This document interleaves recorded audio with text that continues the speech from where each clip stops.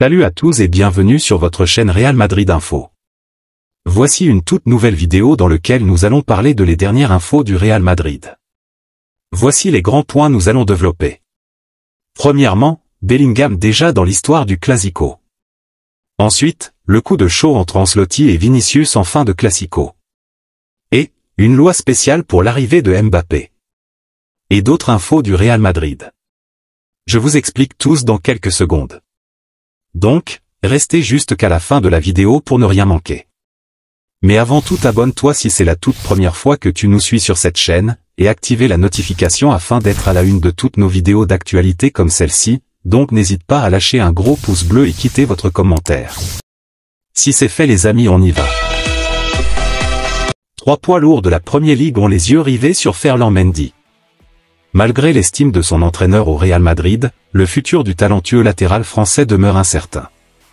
Âgé de 28 ans, Mendy, dont le contrat court jusqu'en juin 2025, n'a pas encore reçu de proposition de prolongation. Des sources en Espagne laissent même entendre que le Real Madrid envisage de se séparer de lui cet été, en vue de recruter Alphonso Davies, la cible à moyen et long terme pour le poste de latéral gauche. Le défenseur canadien du Bayern Munich est dans le viseur des Merengues. Actuellement en impasse dans les négociations de prolongation avec le club bavarois, Davies n'a pas bien accueilli l'ultimatum qui lui a été fixé pour prendre une décision. En Allemagne, il se murmure même qu'un accord entre Davies et le Real Madrid est déjà en place, soit pour un transfert cet été, soit pour l'année prochaine en tant qu'agent libre. De son côté, Ferland Mendy reste de marbre face aux rumeurs qui l'entourent. Débarrassé de ses problèmes physiques passés, il livre l'une de ses meilleures saisons depuis son arrivée à Madrid à l'été 2019, en provenance de Lyon pour 45 millions d'euros. Ancelotti n'a cessé de louer ses qualités défensives, le qualifiant même de meilleur latéral du monde dans ce registre, et le sollicite régulièrement, que ce soit dans les matchs importants ou les autres. Plusieurs grands clubs européens sont conscients du talent de Mendy et aimeraient le recruter. Selon le journaliste spécialisé dans les transferts, Fabrizio Romano, 3 des clubs les plus prestigieux de la Premier League gardent un œil attentif sur le Français et surveillent de près son avenir au Real. Ces clubs sont Liverpool, Manchester United et Arsenal, d'après le journaliste. Les Reds se lancent dans un nouveau projet sans Jürgen Klopp, Manchester United cherche à renforcer son effectif à tous les niveaux et Mikel Arteta voit d'un bon œil les performances défensives de Mendy, qui pourraient apporter de la solidité à son équipe. L'été s'annonce mouvementé au Real Madrid, avec notamment l'arrivée probable de Kylian Mbappé. En parallèle, le club madrilène doit décider du sort de joueurs comme Nacho, Modric, Toni Kroos ou encore Lucas Vázquez, ce dernier ayant brillé lors du récent Classico. L'autre information. Le Real Madrid remporte le Classico contre le Barça ce dimanche lors de la 32e journée de Liga 3-2, se rapprochant ainsi de son 36e titre de champion d'Espagne. Après leur récente élimination en quart de finale de la Ligue des Champions contre le Paris Saint-Germain 3-2, 1-4, le FC Barcelone a encore subi une défaite capitale face aux Merengues. Malgré avoir mené 2 fois au score grâce à Andreas Christensen 6e et Fermín López 69e, les champions en titre ont finalement cédé dans le temps additionnel sur un but de Jude Bellingham 90+1. Avec 11 points d'avance sur leur rival historique à 6 journées de la fin, les hommes de Carlo Ancelotti sont en position favorable pour le titre. Au-delà du résultat, les Catalans sont indignés par un potentiel but refusé à Lamine Yamal, repoussé sur la ligne par Andriy Lunin 28e. En l'absence de la goal line technologie en Liga, Xavi a vivement réagi, tout le monde l'a vu. Je n'ai pas besoin de dire quoi que ce soit. Il n'y a rien d'autre à dire. Si je parle, ils peuvent me sanctionner. Les images sont là. C'est une honte. En revanche, Carlo Ancelotti prend une position différente. L'entraîneur du Real Madrid estime qu'il n'y a pas lieu de contester cette décision, il y aura toujours des situations comme ça. Je pense que le but qu'il réclame n'a pas été validé parce qu'il n'y a pas d'image claire qui montre que le ballon était entièrement rentré.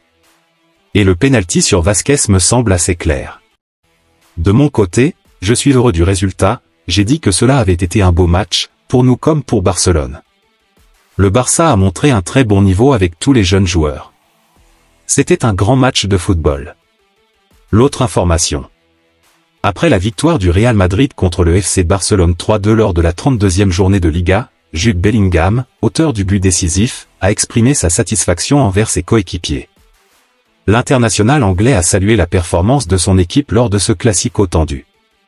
Ce fut une brillante victoire. Ce match s'est décidé tardivement, mais c'était un superbe match. Le FC Barcelone a très bien joué et nous aussi. Finalement, il ne manquait que ce but et nous l'avons obtenu. Nous avons tous été excellents et avons fait un très bon travail. Cela n'a pas été évident d'enchaîner, de jouer 120 minutes en milieu de semaine et encore 90 minutes ce dimanche. Mes coéquipiers ont été fantastiques et tout le mérite leur revient, a déclaré le milieu de terrain au micro de Real Madrid TV. Grâce à cette victoire importante, le Real Madrid a pris une avance de 11 points sur le Barça et se dirige vers le titre de champion. L'autre information. Jude Bellingham a été au centre de l'attention ces dernières heures suite à un geste controversé envers des supporters du Barça après la victoire du Real Madrid.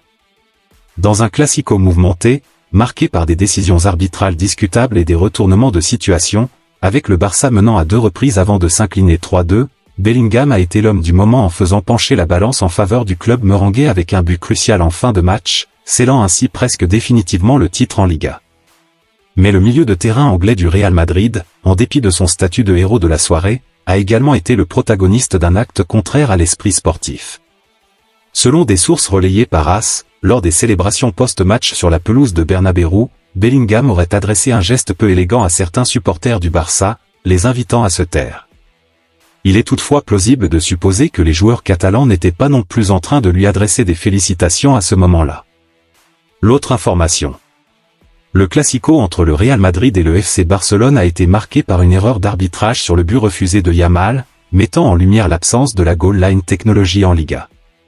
Le FC Barcelone a été vaincu par le Real Madrid 2-3 dimanche au Santiago Bernabéu lors de la 32e journée de la Liga. Pourtant, le score aurait dû être de 3-3 si la goal line technologie avait été en place. À la 28e minute, l'arbitre n'a pas validé un but de Lamine Yamal, et sans la GLT, la VAR n'a pas pu confirmer si le ballon avait franchi la ligne. Mais pourquoi la Liga ne dispose-t-elle pas de la GLT sur ces terrains? La réponse est simple, le championnat espagnol considère que cette technologie est trop coûteuse. À raison de 4 millions d'euros par saison, son implémentation représente un investissement conséquent. De plus, le président de la Ligue espagnole de football, Javier Tebas, souligne que cette technologie n'est pas toujours fiable et peut être source de controverses. Sans commentaire, a déclaré le dirigeant sur les réseaux sociaux, en marge du Classico. L'autre information. Bellingham s'inscrit déjà dans l'histoire du Classico. En marquant le but décisif de la victoire du Real Madrid contre le FC Barcelone 3-2 dimanche soir en Liga, Jude Bellingham a gravé son nom dans la légende du célèbre derby. Le FC Barcelone aurait-il trouvé son nouvel adversaire redouté? Sur les 3 confrontations officielles contre le Real Madrid cette saison, 2 en Liga et une en Supercoupe d'Espagne, les Blaugrana ont été vaincus à chaque fois, avec Jude Bellingham comme acteur déterminant à chaque rencontre. En Liga, le 28 octobre dernier en Catalogne 1-2, l'international anglais avait marqué 2 fois, offrant la victoire aux Merengues à la 92e minute. Et lors du match retour, dimanche soir au stade Santiago Bernabéu, il a récidivé en assurant la victoire 3-2 à la 91e minute. Une performance remarquable. Au XXIe siècle, seuls 2 joueurs ont marqué lors des 2 classicos de la même saison en Liga, Ruud van Nistelrooy 2004-2005 et Cristiano Ronaldo 2016-2017. L'attaquant néerlandais a réalisé cet exploit dès sa première saison au Real Madrid. Seule exception, lors de la finale de la Supercoupe d'Espagne le 14 janvier dernier à Riyad, Bellingham n'a pas trouvé le chemin des filets, mais il a tout de même participé au spectacle des Madrilènes en délivrant une passe décisive à Vinicius Junior. Auteur d'un triplé ce soir-là. L'autre information. Hier soir, à la fin du Classico entre le Real Madrid et le Barça, une petite tension est survenue entre Vinicius Junior et Carlo Ancelotti. Le match, qui s'est soldé par une victoire serrée du Real Madrid sur un but de Jude Bellingham 3-2, a connu un moment de crispation avant ce dénouement. En effet, Vinicius Junior n'a pas caché son mécontentement lorsque Carlo Ancelotti a décidé de le remplacer à quelques minutes de la fin de la rencontre, en plein moment crucial. Cela a conduit à un échange tendu entre les 2 hommes pendant quelques secondes. Est-ce le signe d'une tension émergente? Carlo Ancelotti, lors de sa conférence de presse après le match, a pris soin, comme à son habitude, de calmer la situation tout en reconnaissant la frustration de son joueur. Vinicius n'a pas apprécié d'être remplacé, il voulait rester sur le terrain.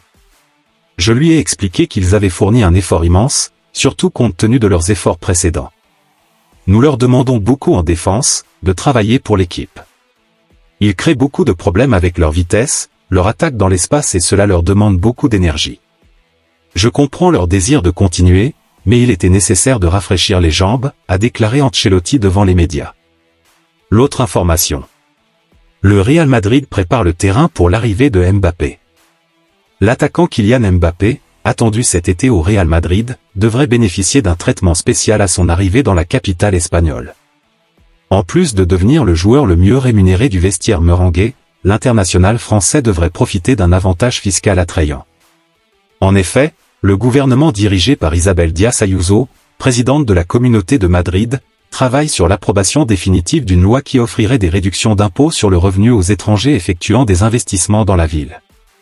Surnommée la loi Mbappé, cette mesure permettrait aux champions du monde 2018 de réaliser des économies considérables en ne payant que 24,5% d'impôts sur le revenu, soit un taux légèrement supérieur à celui des Madrilènes touchant un salaire annuel brut compris entre 12 450 et 18 000 euros. Cette initiative rappelle la célèbre loi Beckham mise en place 2 ans après l'arrivée de David Beckham au Real Madrid en 2005, visant à plafonner le taux d'imposition des étrangers à Madrid à 24%.